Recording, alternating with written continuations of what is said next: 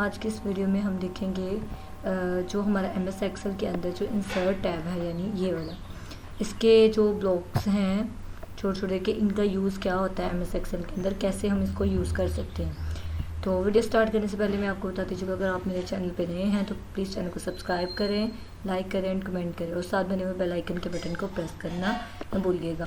इससे ये होगा मेरे नेक्स्ट आने वाली जो वीडियोस का नोटिफिकेशन है अब तक पहुंचता रहेगा।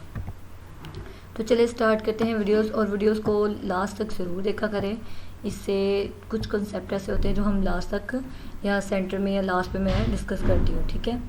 अब इसमें हम सबसे पहले इंसर्ट टैब के अंदर हमने पाइवट टेबल आ रहा है, इसको स्टार्ट करते हैं कि पाइवट टेबल क्या है। जैसे यहाँ पे मैंने एक टेबल बना के रखा हुआ है, ठीक है। जैसे कोई भी प्रोडक्ट वगैरह है, आपने इसका यूज़ वहाँ पे होता है पाइवट टेबल। नॉर्मल अगर हम बात करें किसी भी टेबल की तो हमारे पास दूसरे टेबल्स होते हैं, ठीक है।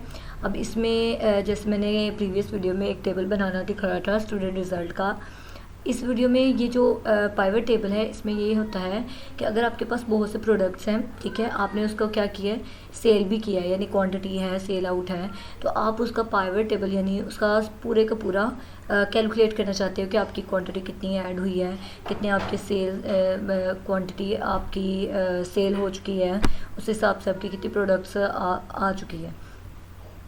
तो इस हिसाब से अब देखें, यहाँ से मैंने एक बनाया हुआ है, प्रोडक्ट नेम है, एक टेबल पूरा क्रिएट किया हुआ है कि प्रोडक्ट नेम है। इसमें आप कोई भी आप अपने प्रोडक्ट के हिसाब से, जैसे अब हमका फर्दर काफ़ी कंपनीज या ऑर्गेनाइजेशंस हैं, वहाँ पे उनके अपने अपने प्रोडक्ट्स हैं, यानी अब प्रोडक्ट्स का वहाँ पे डाटा भी होगा। तो वहाँ पे हमारे पास अभी तो मैंने जैसे 8 लिए हैं, हमारे पास कॉलम्स है, यानी 8 या 7 ही प्रोडक्ट्स लिए हैं, लेकिन वहाँ पे हमारे पास थाउजेंड्स की या हंड्रेड्स की फॉर्म में भी हो सकता है डाटा, ठीक है। तो उसमें अब हमारे पास टोटल करने में हमें बहुत मुश्किल होती है, तो अब वहाँ पे जाके इसका यूज़ होता है। जैसे अब मैं यहाँ पे प्रोडक्ट नेम लिखा है, उसमें लिपस्टिक, फेस वॉश, यहाँ मैंने ब्यूटी प्रोडक्ट्स के नेम लिख लिए हैं। आगे क्वांटिटी हमारे पास क्या है, इतनी इतनी क्वांटिटीज़ में ये चीज़ें हमारे पास मौजूद है। प्राइस लिखी हुई है कि इतने इतने का है, उसके बाद सेल। अब यहाँ पर एक मैंने फार्मूला अप्लाई किया था कि क्वान्टिटी हमारे पास 500 है और एक लिपस्टिक जो है वो 300 की है, तो 300 को मैंने 500 के साथ यहाँ पे प्रोडक्ट का फार्मूला अप्लाई किया और इस तरीके से सारा हमारे पास सेल्स आ गए। अब हमने चेक करना है कि ओवरऑल हमारे पास इतनी हमारी इतनी क्वांटिटी थी, इतनी हमारी प्राइस थी और इतनी हमारे पास सेल होने के बाद हमारा डाटा आ चुका है, यानी इतनी हमारे पास प्राइस आ चुके हैं। लेकिन अब इनका भी हम सम निकालना चाहते हैं, तो इसका एक मेथड है, यहाँ से आपने सेलेक्ट करना है। सेलेक्ट करने के बाद पाइवट टेबल पे जाना है। यहाँ पे आपको कुछ इस तरह का डायलॉग बॉक्स शो होगा। अब इसमें आपके पास 2 ऑप्शन होंगे, न्यू वर्कशीट, एग्जिस्टिंग वर्कशीट। तो आप कोशिश करें न्यू पे ना, एग्जिस्टिंग पे रहने दें। न्यू पे क्लिक है तो यहीं पे आपने ओके करके यहाँ से कर दो ओके, ठीक है। न्यू एक वर्कशीट इस तरह की आपके पास शो हो जाएगी, इस तरह का डायलॉग बॉक्स आपके पास आ जाएगा। इस तरह का डायलॉग बॉक्स आपके पास आ गया। अब आपको यहाँ पे नज़र आ रहा होगा जो हमारे प्रोडक्ट नेम यानी कॉलम्स के अंदर जो हमने टेबल जिस के ज़रिए हमने बनाए हुए थे वो यहाँ पे शो हो रहे हैं। जैसे मैं प्रोडक्ट नेम था, दूसरा क्वांटिटी था, प्राइस था और सेल था। यहाँ पे मैं करती हूँ प्रोडक्ट पे, आपको नज़र आ गया कि यहाँ पे हमारे पास प्रोडक्ट शो हो गई, ठीक है, ये देखिए। उसके बाद क्वांटिटी पे अगर मैं क्लिक करती हूँ तो क्वांटिटी वाला टेबल भी शो हो गया। प्राइस वाला करना चाहते हो प्राइस भी शो हो गई, सेल करना चाहते हो तो सेल, यानी वही वाला है लेकिन पाइवट की फॉर्म में, और आपको यहाँ पे शो हो रहा होगा। जैसे अब हम यहाँ पे क्वांटिटी को रहने देते हैं, सॉरी प्राइस को रहने देते हैं, प्राइस को मैंने कर दिया ख़त्म। यानी हमारे पास क्या था, ये वाली चीज़ें आ गई। हमारे पास ग्रैंड टोटल जो था, यानी इतने प्रोडक्ट्स की ये नेम है हमारे पास, और यहाँ पे हमारे पास सम ऑफ क्वांटिटीज़, यानी इतनी क्वांटिटीज़ थी, यानी इतने प्रोडक्ट्स हमने क्या कर दिए, सेल आउट किए। और उसके बाद देन हमारे पास जो सेल की अमाउंट थी वो कितनी आ गई, हमारे पास 9,75,000 आ गई, ठीक है। इसी के से हम अपने किसी भी प्रोडक्ट के बारे में, जैसे हमें बड़े लेवल पे जाके कैलकुलेशन करनी पड़ती है, डाटा को मैनेज करना पड़ता है, तो वहाँ पे जाके हम पाइवट टेबल का यूज़ कर सकते हैं। अभी जो मैंने 8 लिए हैं, 7 लिए हैं, तो वहाँ पे 100 की फॉर्म में भी हो सकते हो, तब भी आपको जाके यूज़ करना पड़ेगा। अब यहाँ से अगर मैं प्रोडक्ट को रिमूव कर देती हूँ तो प्रोडक्ट वाला रिमूव हो गया, ठीक है। तो अब यहाँ पे मैंने कर दिया तो इस सारा का सारा शो हो गया। अब यहाँ पे आपने एक ही चीज़ याद रखनी है कि ये प्रोडक्ट नेम जो है वो यहाँ से उठा के आपने ये प्रोडक्ट नेम, ये देखिए आपको नज़र आ रहा होगा कि रो के अंदर हमेशा रखनी है, ठीक है। प्रोडक्ट नेम जो होगा वो नेम के अंदर रखना है, क्वांटिटी वैल्यूज़ में होगी तो आपने वैल्यूज़ में रखनी है। ये वैसे तो बाय डिफ़ॉल्ट ही होता है, उसने सेट किया होता है एमएस एक्सेल के अंदर, बट जब कुछ ऐसे भी होते हैं जिसमें हमें खुद करना पड़ता है, तो वहाँ से अपने प्रोडक्ट नेम जो है वो रोज़ के अंदर रखना है, और क्वांटिटी और सेल वाला जो है ये वैल्यूज़ होती हैं तो वैल्यूज़ के अंदर सेट कर देना है। तो ये हमारे पास हो गया पाइवट टेबल, ठीक है। अब यहाँ पे अब हमने जाना है, ये तो था हमारे इंसर्ट के अंदर पाइवट टेबल बनाने का मैंने मेथड जो है। रिकमेंडेड पाइवट टेबल्स, यानी कुछ ऐसे भी हैं जो बने बनाए हमारे पास मौजूद हैं, यानी डिज़ाइंस मौजूद हैं, जैसे ये वाला, ठीक है, मौजूद है। अब हमने क्या करना है, यहाँ से कर देना है ओके। तो इस तरह का हमारे पास पाइवट टेबल शो हो जाएगा, बट हमें इसकी ज़रूरत नहीं है। अब हमने यूज़ क्या करना है, हमारे पास यहाँ से हम लोग अपने यहाँ पे आगे पाइवट टेबल में, तो हमें इसकी ज़रूरत नहीं, क्योंकि हमने पाइवट टेबल पहले ही अपना बनाना भी आ गया हमें कि किस तरीके से हम अपना टेबल बना सकते हैं। यानी आपने क्या करना है, अपनी मर्ज़ी से कोई भी क्वांटिटी ले लेनी है, कोई भी प्रोडक्ट लेके उसका अगर आपने अमाउंट को ऐड करना है, या आपने चेक करना चाह रहे हो कि कितनी हमारी क्वान्टिटी थी, कितनी प्राइस थी, और कितनी हमारी सेल होने के बाद टोटल कैलकुलेशन जो है वो कितनी आ गई है। उसके बाद देन हमारे पास टेबल वाला है। अब टेबल वाले का भी मैं आपको थोड़ा सा बताती हूँ कि टेबल वाले के लिए हम न्यू एक ले लेते हैं शीट।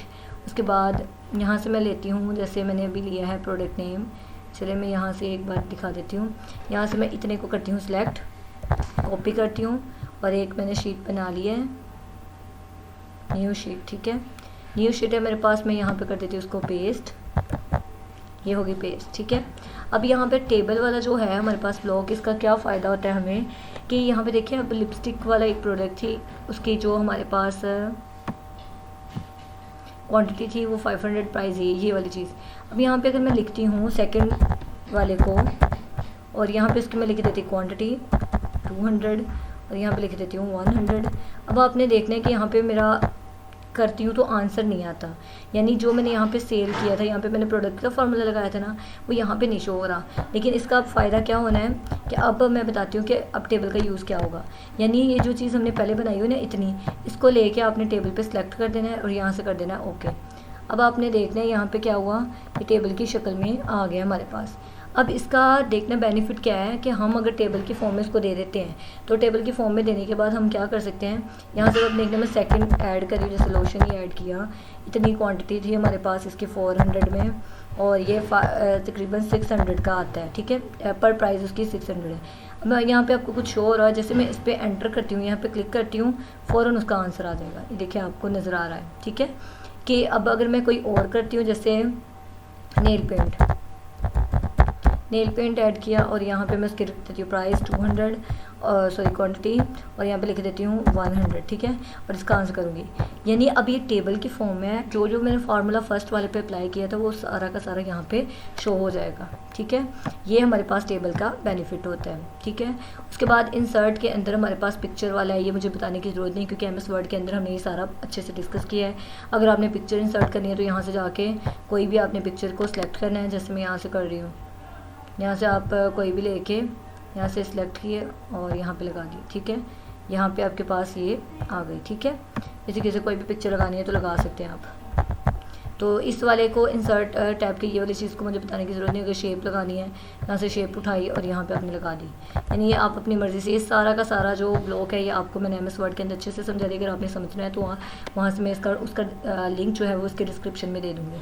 नेक्स्ट हमारे पास चार्ट्स है, यानी अब चार्ट्स है, मैं यहाँ से पाइवट टेबल को ओपन करती हूँ, ठीक है, ये वाला।